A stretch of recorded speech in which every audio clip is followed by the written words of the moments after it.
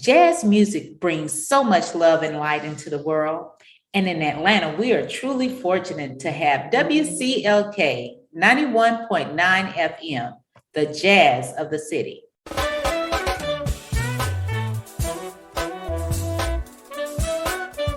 Welcome to the Empowerment Zone with Ramona Houston, where we zone in on Black and Brown relations and our journey to empowering our communities.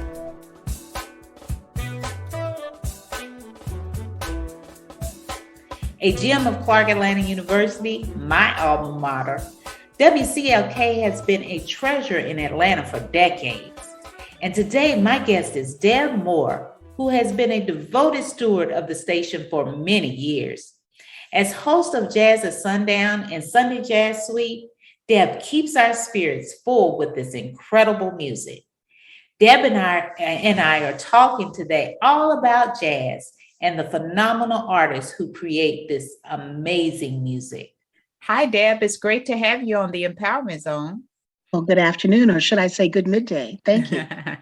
How you doing, beautiful? I'm doing fine. Thank you. Good, I'm so excited that you accepted my invitation to be on the show. Well, you know what? First of all, I think I mentioned to you that I am just honored. I am so proud of you. Thank you. For this whole platform that you have created and nurtured and developed for yourself, because I remember you talking about it and now you are living it. So, for you to reach out to me, thank you. I am just absolutely honored. I really am. Thank you. Thank you so much.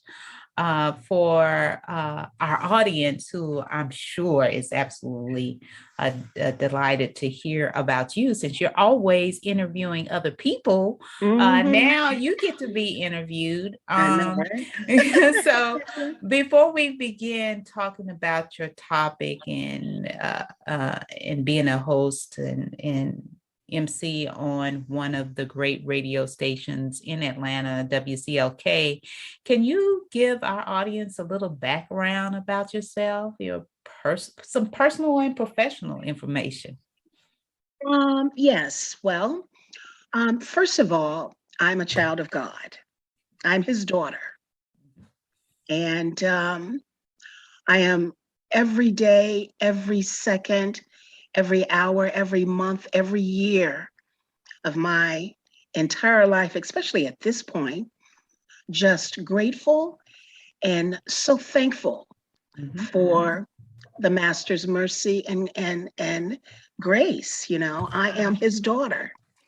And with being his daughter, I am also the daughter of Moselle Moore, my beloved mother, and my father, Patrick Moore, the both of them. And it was from my mother, though, specifically, that instilled in me just a love of art and culture and reading and jazz music and going after your dreams. And it was really Mom who told me that I could fly, if that makes any sense. Yep. And when we would sit around the kitchen table at home when I was younger, and of course I'm a talker, and I would just talk to Mom. She would just turn and she would look and she would say, "You talk so much." And I said, "I do." And she says, "Well, you've got something to say. You're interested in the world. There are people who wonder about the world. There are people who watch the world go by, but you want to be engaged in living." And that coming from her, to me, meant a great deal. She was an educator. She was an English teacher. Thus, you get what you got. She was a counselor. She read all of the time. We would sit and talk about Nina Simone, who was from North Carolina, which is where my people are from. We would talk about all of the artists then that I would listen to in the living room, really. And I knew it was really great music, but of course, I was digging Michael Jackson and the Jackson Five and the Osmond Brothers. Let's be real clear about that. You know, I was there. But in the living room, I heard Nina Simone, Town Hall concert. I heard Frank Sinatra. I heard Sarah Vaughan. I heard Ella Fitzgerald. I heard these people, and I was like, what is she listening to? I heard Billie Holiday, and I was like, what in the world is all of this about? And we would talk a little about it, but it just didn't click with me, it didn't click. And little did I know that God would have it in his plan for part of my journey to do what I am doing. Because, doctor, I think it takes a certain sensibility when it comes to being a vessel like I am for and about the culture of jazz music. I am not a musician, but I have a certain sensibility that when I think about it now, I go all the way back to Mosey, which is what I called my mom, that clicks right now.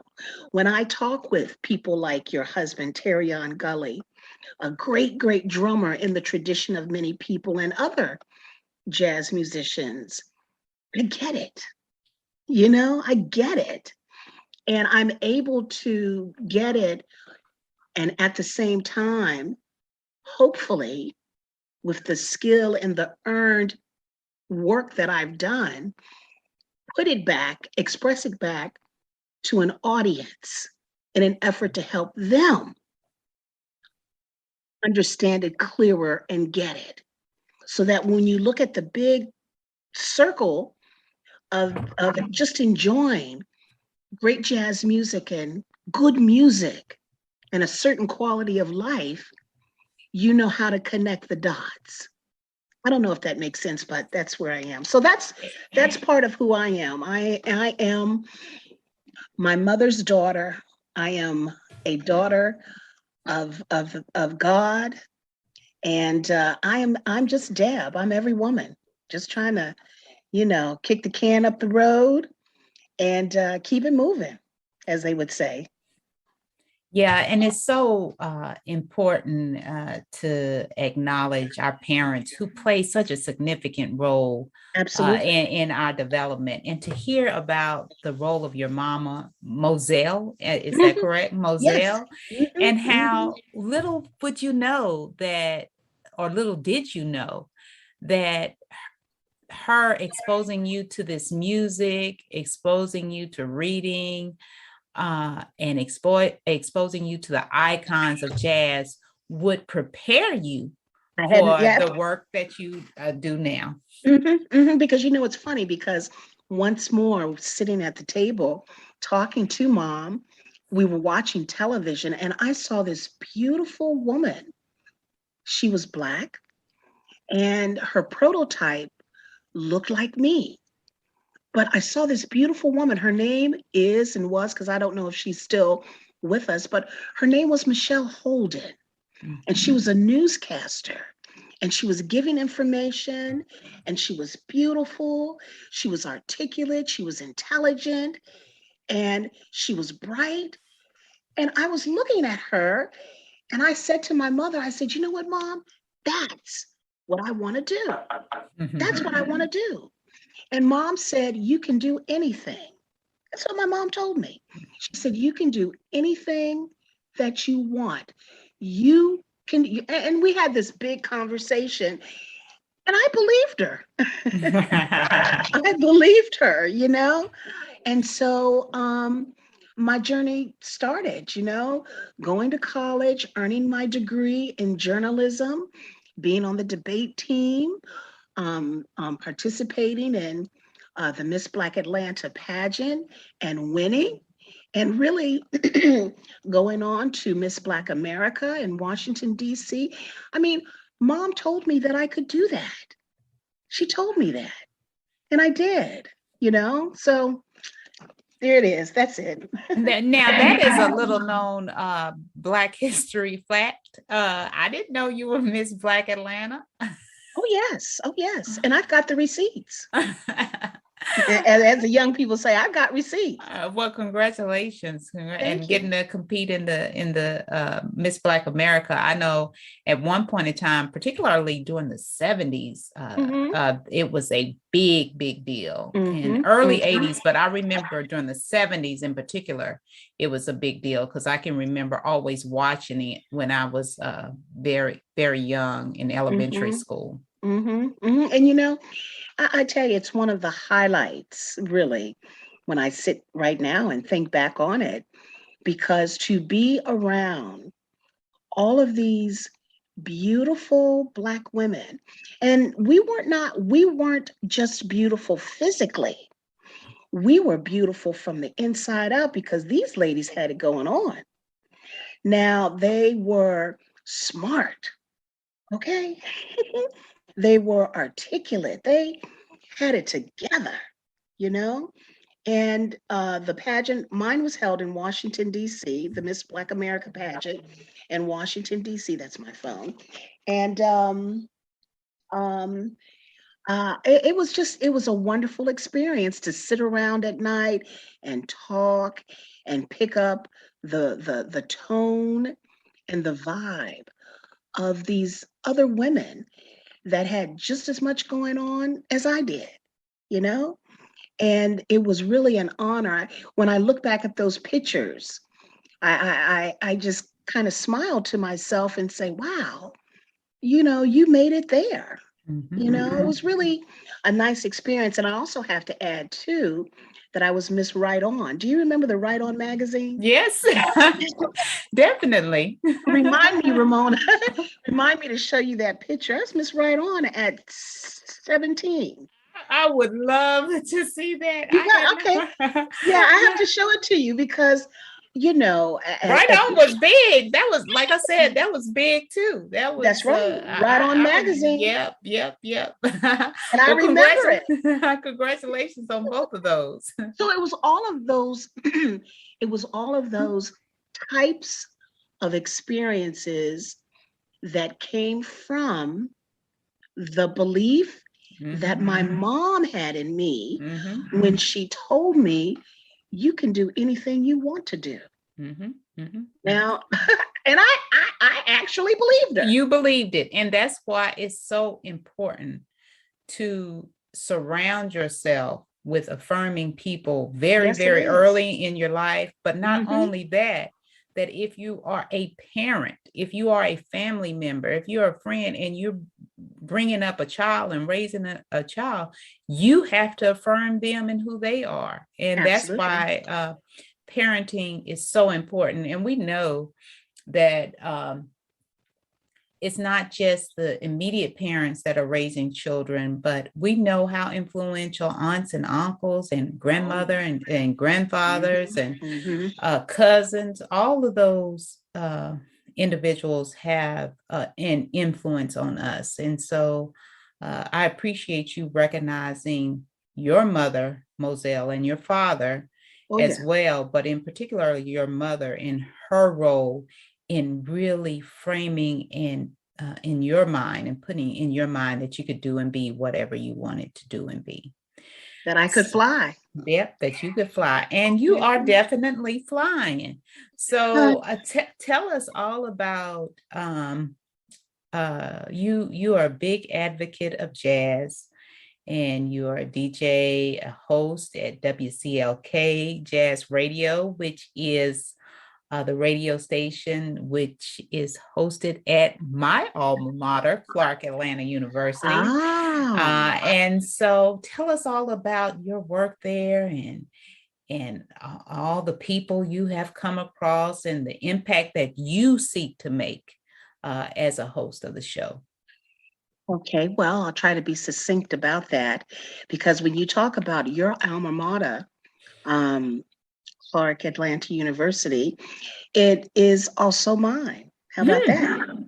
So I can recall being in Kresge Hall as a student on the campus of Clark And I would listen to 919, 91.9, and I would hear all of this, once again, absolutely incredible music. And at the time, Dr. Howard Myrick Hmm. was a very important voice on the campus. He was over the mass comm department, I do believe. He was in some type of capacity that was high up.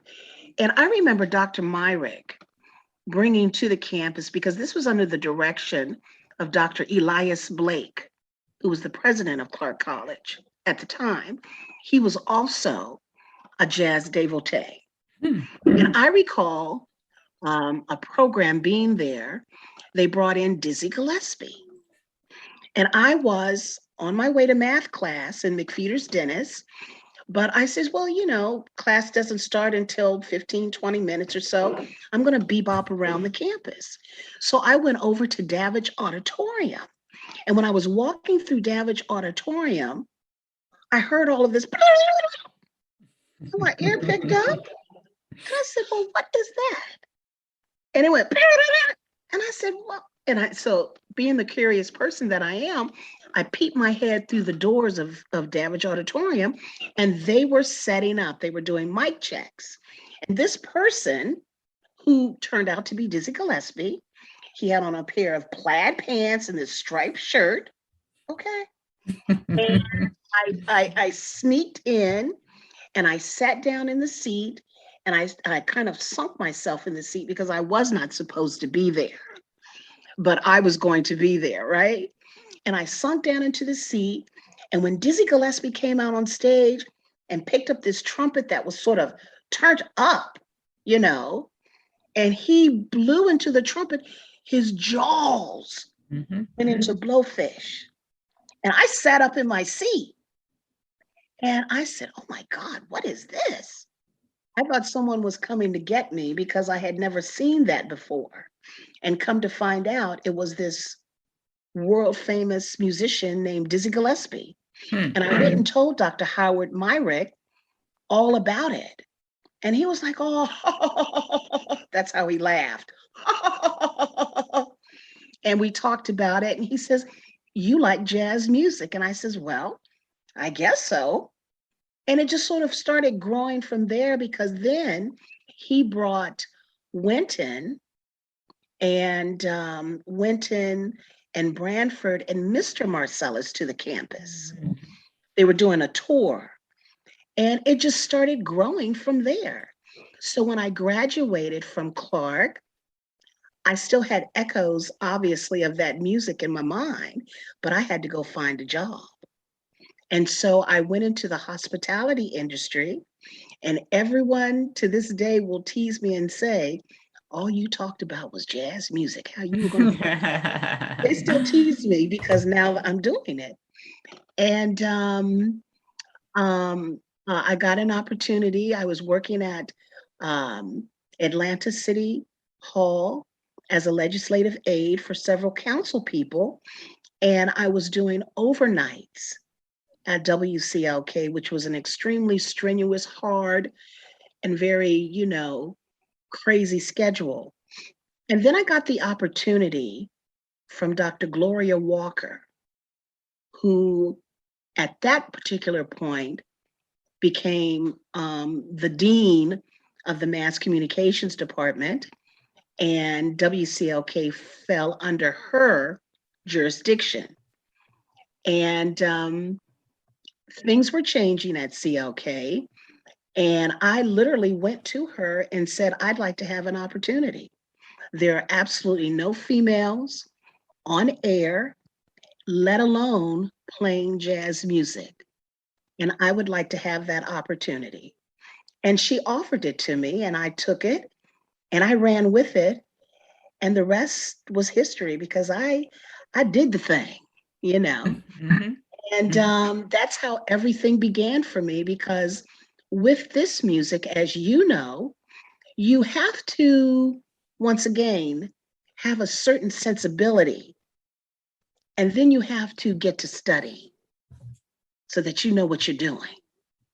Because one of the things that I noticed with this music was the fact that many people were just unfamiliar with its sound. And because they were unfamiliar with its sound, anything could just be played and called jazz music. Mm-hmm.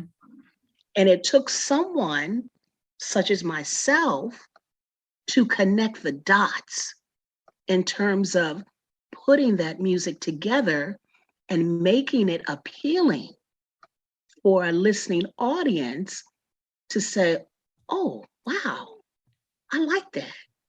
But that meant I had to do some studying. I had to go from the very beginning, Buddy Bolden, and from the very beginning and start my climb and deal with all of the noise that was in between the steps of that climbing. And that's what I did, you know? So I didn't know that you were actually an alum Mhm, of Clark Atlanta University, mhm. and to actually be able to give back and work through your role at WCLK, I'm sure is quite an honor. Looking at WCLK, what do you think is the uniqueness of this particular radio station when it comes to music and their role in the community? Well, I think the uniqueness of our station, 91.9 FM WCLK, is the fact that for many of my formative years as a radio personality, because it has shifted somewhat at this point, Mhm.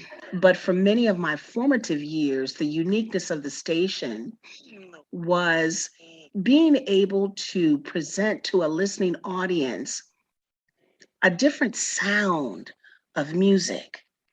It was not wonderful R&B.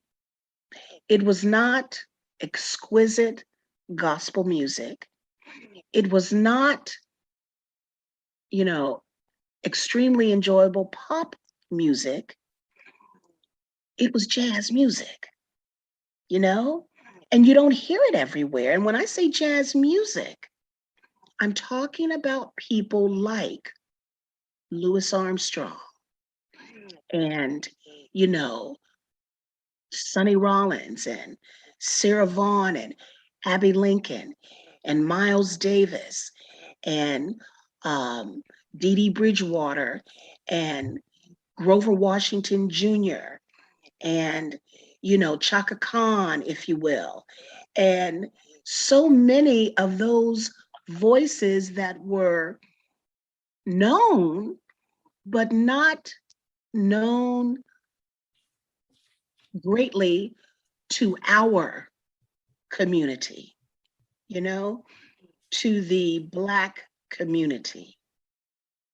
And I think the uniqueness of being able to pull together Dinah Washington, you know, and Ernestine Anderson and Max Roach and Oscar Peterson. I mean, all of these people, and put it to an audience, Nancy Wilson, you know, Lee Morgan. These are not just names, these were human beings. These were people that had breath in their bodies. And Nina Simone, and the uniqueness of WCLK to put forth, you know, those voices, Bobby Timmons, to an audience was just awesome, you know? I stand on the shoulders, as you know, of some of those fellas that were there, and they laid it down. Mhm. And I think that was the uniqueness of WCLK radio, being able to play the breath much of the breadth of jazz music as we know it then. It's shifted, you know, but that was the uniqueness, that was the uniqueness. And then being able to, create this bond between the listening audience and the music, and hear people talk about this music and the impact and the influence, literally, that it made and had on their lives. It's just really, I tell you, it's just been something else for me. Yes, WCLK 91.9 definitely is a unique place, and has done, as you so eloquently stated, has done a lot to expose jazz music and celebrate jazz music, as well as the wonderful icons who produced this music, which That's right. You named so many. Mm-hmm. So looking at your role as a radio personality, what do you want to be your biggest legacy? Oh, wow. I think that I would hope and be honored if and when God allows me to continue to organize all that I've done, place it on social media so that people can refer back to it, if you will. And the fact that I have been able to create a platform through the interviews that I have done throughout the years with literally some of the world's greatest artistic voices, giving them or offering them an opportunity to, open up their thoughts verbally. They hear it in their instrument, yes, and they may see it with a particular painting, or when I interviewed the great Gordon Parks, you saw it in his photography. But to hear them, Sonny Rollins, when I sat with Mr. Rollins, Mr. Marcellus, but to hear them open their mouth and talk about why they do what they do, especially during the time that they have come up doing it, when there were opposing forces not wanting them to do it, but they had to do it anyway. Me being able to have a platform to connect with them, to give them their opportunity to talk to the audience or get out with, that has been, that has been an honor for me, just an honor, and part of the legacy that I would hope to leave, just good jazz conversations that play up to people's sensibilities, as opposed to poking them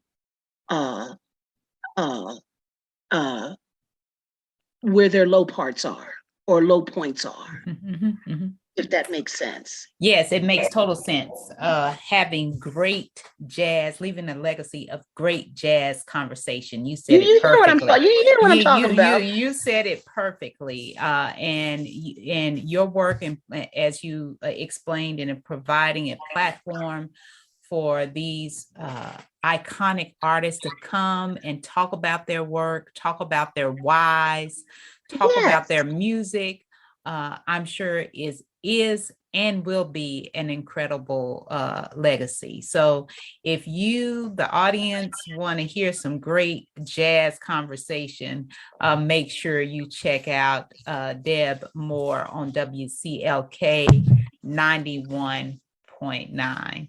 During the Jazz Suite on Sundays from 11 a.m. in the morning until 4 p.m. And then, of course, I'm on during the week, Monday through Friday, from 6 to 10. Boy, I tell you, that's all I do, huh? and those times are Eastern Standard Time. Yes, ma'am. Wonderful to have you.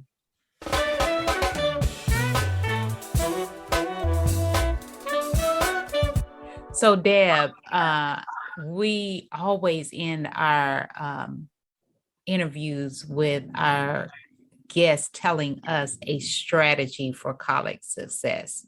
So I know you stated it in the beginning, but could you tell us the college or colleges you attended and what were your majors and degree or degrees? And then follow it up with that one piece of advice you would give students to make sure they're successful in college. Okay, sure. I attended Clark College, which is now Clark Atlanta University. I earned my degree in broadcast journalism.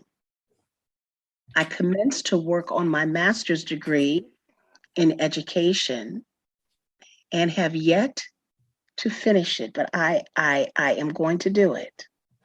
Some of the advice or offer thoughts that I would say to people, young people in particularly, wanting to attend secondary, education, is to want to be there. Want to be there, first of all. Because if you want to be there, all of those distractions that will pop up, and they will indeed pop up, you will be able to push them to the side and focus on why it is you are there and do your job. So the first piece is to want to be there, not because your mother or your father wants you there, or your aunt or your uncle or your sister or your brother, but because you want to be there. And when you do get there, make good friends with one or two good people, because they will serve you well as you move along your journey in life. I guarantee you. Pledge a sorority, pledge a fraternity, whatever it is that's going to give you some type of platform that's going to create a village around you, because you're going to need it, and then just really, all of the wonderful extracurricular activities, like going to see the choir during the holiday season, or if there's a jazz voice that comes to the campus for a concert, take the time to go check them out. It may not be hip hop, which is okay, don't get me wrong, but take the time to broaden your horizons, because when you come out here into the world, you'll be, a global citizen in terms of the way you think, because we're now a global world, and if you can expose yourself to that type of thing early, you will be fitted better down the road in terms of being comfortable with who you are as time goes on. And I just say, go for it, be organized, and go for it.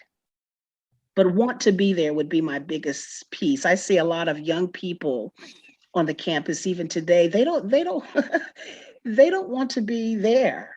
And sometimes I wonder why they are, because they could be doing something else with their time that is more fruitful. So first, want to be there. And when you want to be there, all of this other support, the universe will put in front of you and will help you reach your goal. So that's what I'd have to say. Thank you so much for that great advice, Deb. Want to be there. A lot of people are in college because their mom or their dad said they should be there, or they went because a friend went, but you've got to want to be there in order to excel in college. Mm-hmm. And also it will help you to limit the distractions, as Deb has explained.